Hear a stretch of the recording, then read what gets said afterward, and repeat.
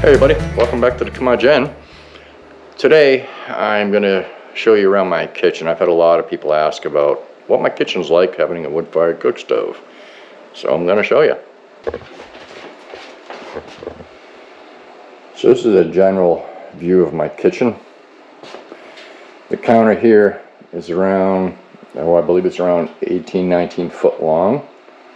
And it's roughly about 12 foot wide to where the back of the stove is. Alright, so let's start right here. I have my spices up here. I need to add another shelf up there because I got too many spices. We have our coffee cups. We have our coffee station. And the toolbox houses a lot of different things, so silverware and in general just things that we need around the kitchen, around the house, so I don't have to go searching for it. Here's the counters and the cabinetry that I made. You can see we have burlap coverings, no doors yet. We might just leave it as it is, I'm not sure yet. The cabinetry I all made. The sides are all, I think it's 1-inch plywood. And then the countertops are birch that was milled here on the property, and I finished off as countertops. This counter here is from the end to the end is around 19 feet. And there's another shelf here. I use invisible brackets I got off of Amazon. I love them. The sink was purchased from Home Depot. It's a hammered copper farm sink. I believe it was Syncology. And we got the flexi neck kitchen stove. And we do have hot and cold water. Ignore around the windows. I've still got to redo all the, or not redo, but do the trim. And we have another shelf with more pottery on it. That is stuff that we use on a regular basis. My cooking knives. Ignore stuff like this. I've got to make holders for that. That is for that light, which is 24 volt.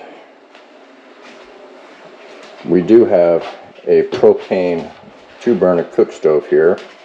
For summertime when it's hot, you don't want to have the big stove running to cook a meal when it's getting warm out.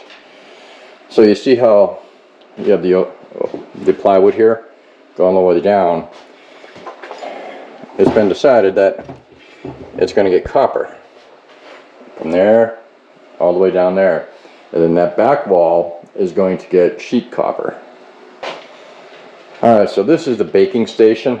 It houses my KitchenAid, different utensils I need, some of the canning stuff, the vacuum seal, canning pots, and a nosy dog. This area here, as you can see, obviously it's not finished yet. From here down is going to wind up getting copper sheets, as I said. Right here is going to get another invisible shelf that stretches from approximately here to the wall, and it's going to have lights underneath it.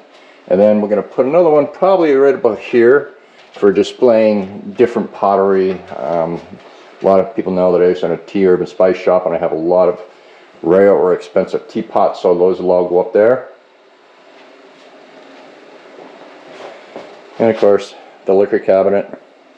Don't drink a whole lot, but I like to have some stuff here. This is predominantly all mead down here. I've got one bottle left that I made. The other ones are from the prior owner.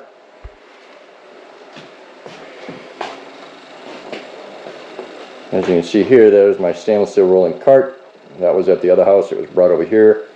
And I have been doing my baking on that because I'm not going to try rolling dough out or bread out on this because the top is a finish on it.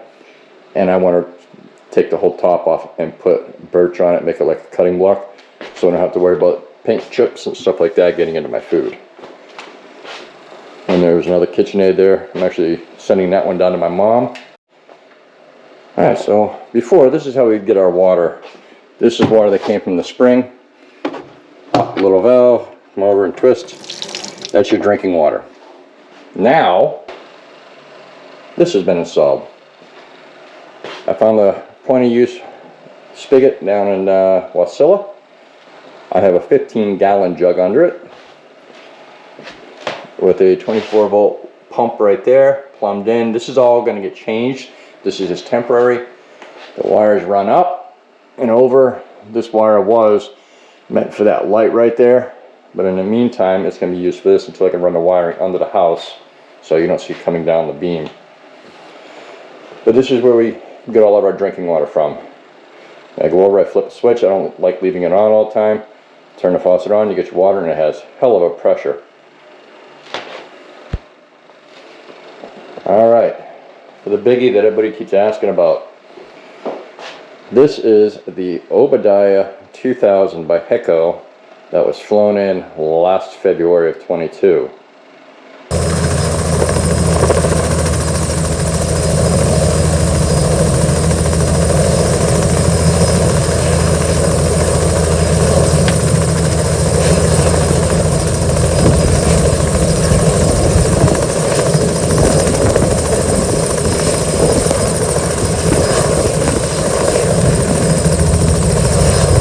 This thing is a beast in more ways than one.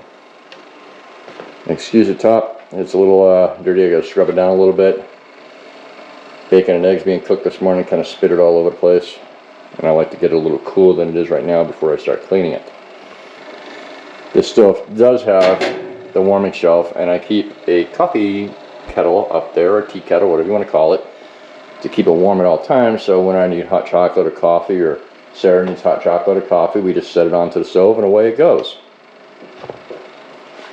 Now this one here, unlike some of the Hecco stoves like the 420 and the 520, this one here has double glass doors, and instead of the oven door folding down, it actually opens up. And you can see it is quite large. I will not have a problem putting the turkey in there.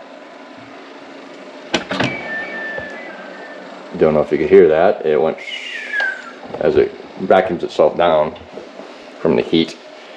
Below that is the clean out for around the oven. Every so often you need to let the stove cool down, take that off, and open up the gate that's in there and reach in with the hook and pull out any debris. Same thing goes for that little disc there, and it just keeps it clean, keeps it working properly.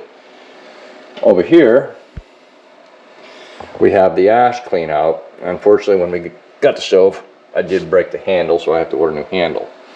Then you have the secondary air intake right here, and you can adjust it up and down. I keep it right there during the day, and it keeps a really nice fire going in there. The house is currently around 73 degrees, which is a little bit too warm for my taste, but the firebox in this is ginormous.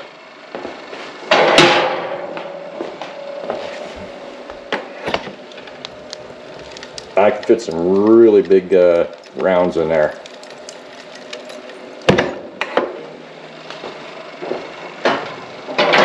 Now, to make this work as an oven versus a heating stove, or just a cooktop, inside there's a flap right about here that when you're just operating the stove as a stove or just for a hot top, it's flat like this. Now when I want to bake something, I come over here and I pull that lever out. What it does is that flap that was in there like this is now like standing up like this. So it closes off that area. So now what it's doing is it's forcing all the heat to come under the stove, up, and then over to here and then out. Therefore, it makes the oven warm more evenly. I don't have to rotate things in this oven at all to make sure they get cooked on all sides. I just slap it in like a regular oven and away it goes. Currently the temperature in the oven is around 450. It's because we have the stove running pretty warm because we are melting snow for water. And how do we do that? By using these. This is a 22-gallon reserve that just sits on the back of the stove. It is bolted down. And inside, as you can see, there's water. Got to put more in there. Over on this side, and see this is the out for the water. This actually this one here, I changed it. Turn it down, the water flows out. Lift it back up when you're down. Both sides do have the capability of having a valve on them. Why? Because on this stove, I don't know if you can see it in the camera or not. Hi, Zuby. Over here, buddy. Come on. Good boy. There's a disc here and a disc here that are knockouts. What happens is you can buy either a 12 or 24 inch fire tube that you go from the inside and insert it through. And then you can hook up plumbing to go here and here, and it creates a thermal siphon to heat the water. So basically you put all cold water in here, and it goes down into fire, comes back up on one side or the other as being warmed up. And that's how you can make hot water. Or you can take the 24-inch tube, which is what we have, and have it in there and have it plumbed to a hot water tank. Or like what we're going to do is underneath the house is the crawl space where our water tank is at. We're going to be adding a second tank, so we have around 400 gallons down there instead of 200. And we're going to try to take the hot water that comes out of here and then put it down into the area of the crawl space where the tank is to help keep it from freezing in the wintertime. Now this here is your hot air regulator. Comes down here. You see if I open it up, it goes up and down. And here's your damper. And it just comes up. We have a telescoping single wall pipe here. Y ways to heat. We can keep all the heat in here as much as possible. Goes up to a T. I'm going to be changing this this summer. I'm going to try to get rid of this section of pipe here and bring it a little closer and move the stove over a little bit. And then what we do now is we take this cap off the T intersection after the stove is cooled, and we run the chimney sweep up. All falls down onto the floor. Of course, we don't want it on the floor, so we have a big tarp. That catches it all. And I just undo a couple screws on the pipe here, remove the pipe, and clean that out as well. It takes maybe about 15 minutes. It takes longer for the stove to cool down and heat back up than doing the whole process. So far, it's worked really well. You can see, everybody knows I love my cast iron. Jim, Heather, thank you for the walk. We love it.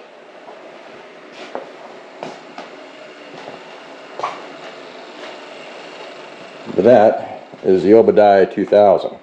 Hopefully I can find the videos to add in of when it was delivered, because it was actually flown in. But that's another story for itself. I have my copper cookingware hanging from the ceiling. And over underneath the cabinetry we got plates, we got, not Tupperware, we get glass Tupperware, I guess you'd call it, I don't know. Pots, pans, my baking stuff's all down here. All in all, it's come along good. I'll give you a look at this counter here.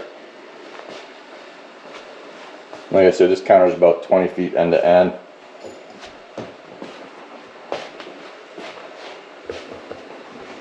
I do have a LED light overhead to give this room a lot of light. Use a little bit more power than I care, but it's not that bad compared to some really bright incandescent bulbs. Can't look at the wiring. It's all going to get changed around. The house is still in a work in progress, probably will be for a few years. So anyways, that is my kitchen in a nutshell. I hope you enjoyed the short video, and we look forward to sharing more of the home with you. You guys have a great day, and we'll talk to you soon. Bye-bye.